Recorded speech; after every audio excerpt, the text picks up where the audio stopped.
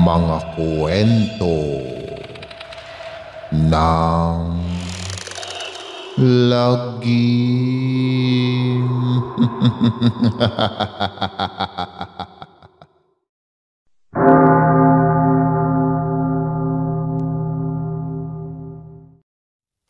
Kamusta mga giliw naming tagapakinig? Mapagpalang araw po sa inyong lahat. Nagugustuhan niyo ba ang mga kwentong lagim? Pwede kayong mag-send sa amin ng mga kwentong katatakutan sa link provided sa baba. I-comment niyo po kung nasaan kayong lugar para ma-shoutout namin kayong lahat. At sa mga gustong magpa-shoutout, i-comment niyo na lang po kung nasaan kayo at kung ano ang pangalan po ninyo. Maraming salamat mga giliw naming tagapakinig. Sakay ng kotse habang padaan sina Jen sa isang lumang simbahan ay napatingin siya sa mataas na kampanaryo. Iniisip niya kung anong meron doon. Ba't parang kinalabutan siya? Nakalayo na ang sasakyan ay nakalingon pa rin siya doon. Napansin siya ng mama niya at sinabi nitong iyon ang lumang kampanaryo. Ibinida ng mama niya na sa simbahang iyon sila ikinasal ng papa niya. Sayang nga lang daw at maagang sumakabilang buhay ang papa niya. Plano pa man din nila na doon ulit ikasal kapag nag-silver anniversary na sila. Napangiti na lang si Jen. Memorable pala sa mama at papa niya ang simbahan, pero tingin niya hindi naman ito kagandahan. Maya-maya ay nakarating na rin sila sa bahay ng lolo niya. Sobrang nanibago si Jen sa paligid. Noon lang kasi siya nakarating doon. Ibang-iba sa tirahan nila sa Quezon City. Kailangan nilang manatili roon hanggang sa maayos ng mama niya ang mga dokumento sa lupa.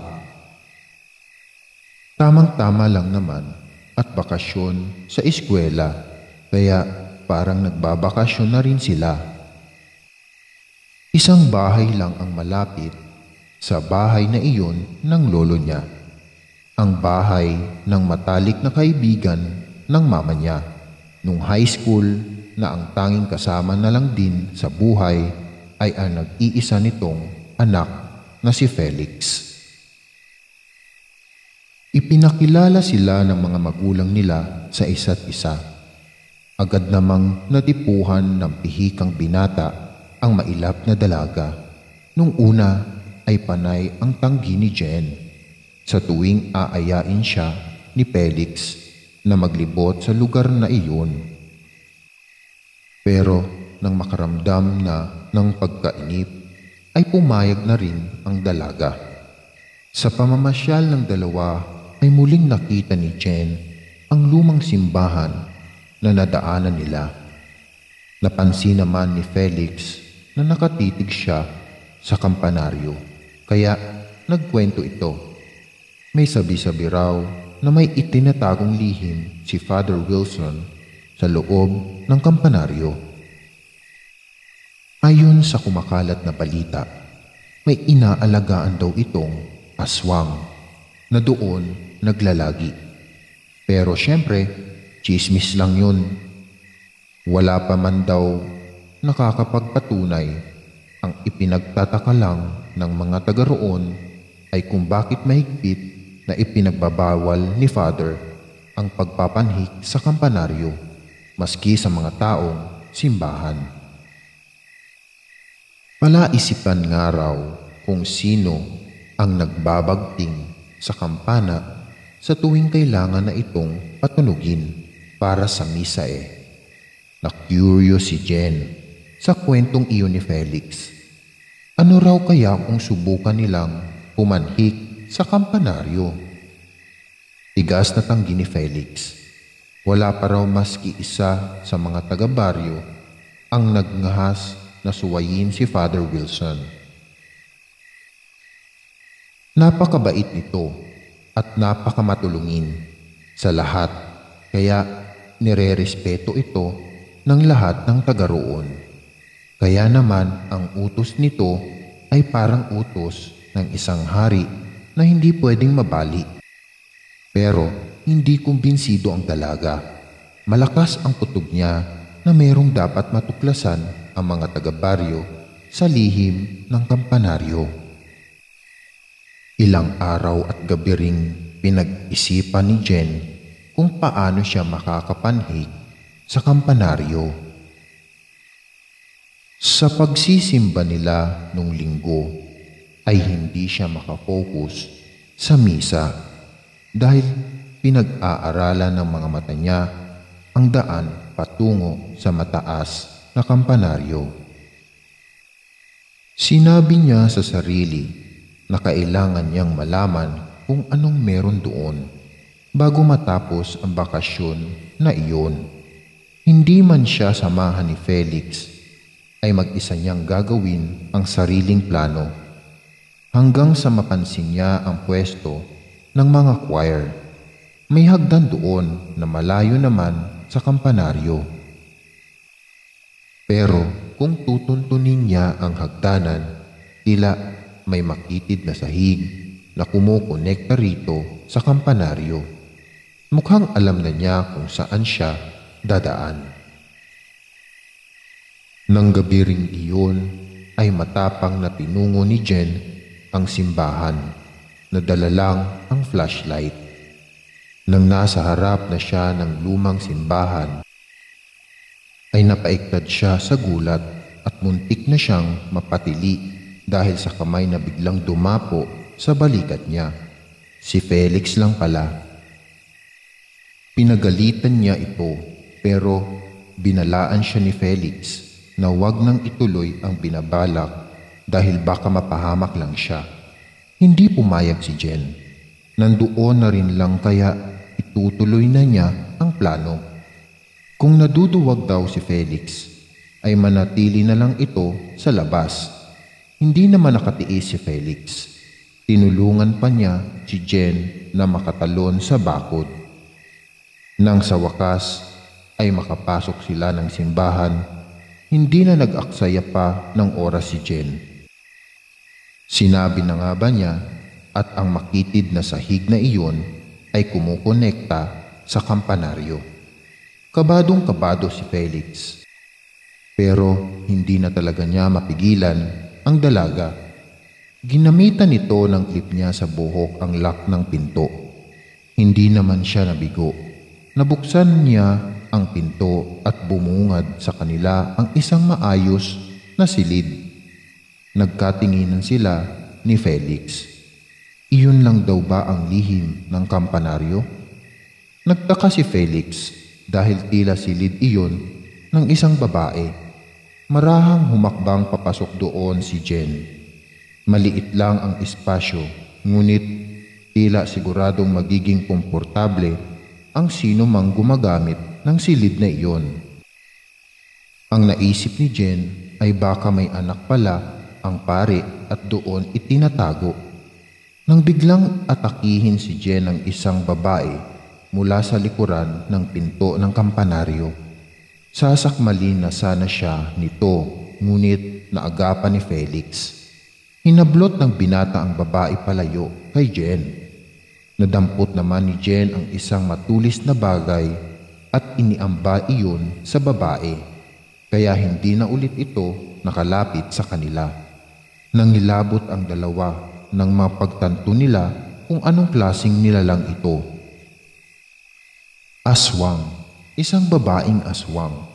Bagamat maayos at maitim, malago at mahaba nitong buhok, maging ang pananamit ng puting bestida. Ang anyo naman ito ay hindi maipagkakailang isa itong nilalang ng dilim. Mapupula ang mga mata, may matulis na pangil at mahahabang kuko. Merong ding makapal na balahibo ang mga braso. Nagmamadaling kinuha ni Felix ang kamay ni Jen para umalis na sila roon. Dahil napatulala pa ang dalaga sa nakita, kaya hindi pa ito agad makakilos kahit hinihila na siya ng binata. Muntik na ulit siyang mahagip nito, kundi lang siya naiiwas ni Felix. Paglabas nila ng kampanaryo, pagbaba nila ay hinarang sila ni Father Wilson. Galit ang anyo nito. Ang aswang na nasa likuran na nila Jen ay sinigawan niya at inutusang bumalik sa silid nito sa kampanaryo. Agad namang tumalima ang dalagang aswang. Kinausap ni Father Wilson ang dalawa ng masinsinan. Aniya, si Marcia ay kinupkup niya mula pa man nung maliit pa ito. Isang maulang gabi daw yun, may aswang na inahabol ang mga nagroronda, habang siya naman ay pabalik ng simbahan mula sa isang pulong. Ang aswang ay nakasalubong niyang may tama na nangsibat sa dibdib. Ngunit akay pa rin ito ang isang batang babae na nasa 4 na taong gulang. Nakiusap sa kanya ang aswang bago ito malagutan ng hininga. Nakuhanin ang anak nito. Alagad siya ng simbahan at ang bata ay anak ng aswang, kaya nagdalawang isip siya't tinalikuran ito. Ngunit humabol sa kanya ang bata. At kahit pinagsarhan na niya ito ng pinto, ay nanatili pa rin itong nakatayo sa harap ng simbahan. Nabasang-basa na ng ulan, habang sige sa pag-iyak. Naantig ang puso niya. Hindi niya matiis ang isang paslit sa ulanan. Kaya namang pinayungan niya ito at inakay papasok sa loob ng simbahan. Ngunit batid niyang hindi iyon matatanggap ng kanyang mga kasama at maging siya bilang isang pare ay nahihiya siya malaman ng iba na kumupkup siya ng isang aswang. Naisip niya ang kampanaryo ay isang perpektong lugar para sa batang aswang na pinangalanang niyang Marcia. Siya mismo ang gumawa ng munting silid nito roon na naging tahanan nito sa loob ng mahabang panahon. Ipinagbawal niya ang pagtungo ng sino man doon upang maprotektahan si Marcia at maprotektahan din ang posibleng mabibiktima nito sa oras na mangibabaw dito ang pagiging aswang. Sa ngayon daw ay wala pa itong nabibiktimang tao. Sinasanay na niya itong kumain kung ano ang pagkain nila.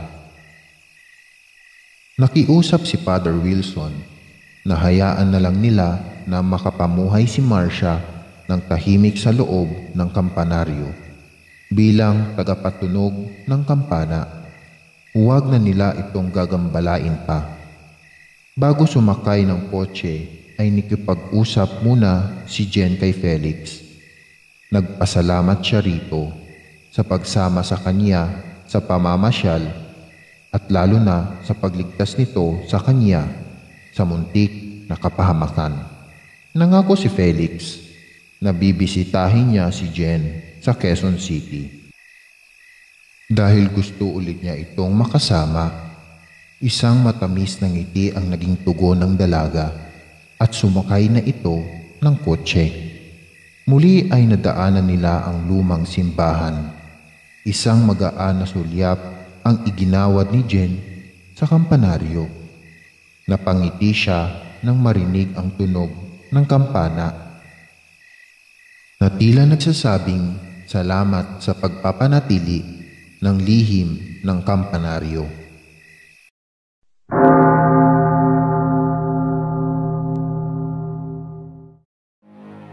Maraming salamat mga giliw naming tagapakinig.